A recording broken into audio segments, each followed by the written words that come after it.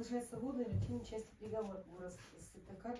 27 марта 2024 года. Сыктывкарский городской суд в составе судьи Гнединовой при свидетельстве достоверной истории с участием государственного обвинителя Тинтюкова, представителя потерпевшего Забоевой, подсудимого Варфоломеева, защитника адвоката Филиппова, рассмотрев в открытом судебном заседании уголовное дело в отношении Варфоломеева Евгения Викторовича по делу совершения преступления с частью 1 статьи 286, пунктовой части 5 статьи 290 Уголовного кодекса Российской Федерации.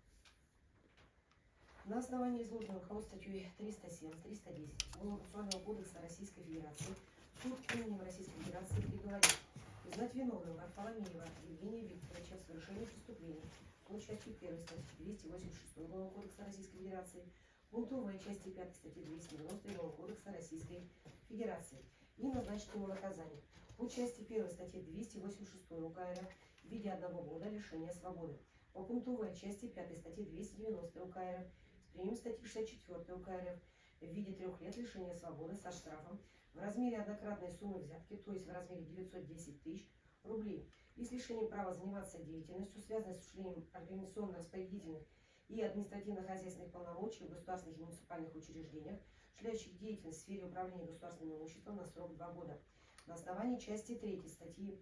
части 4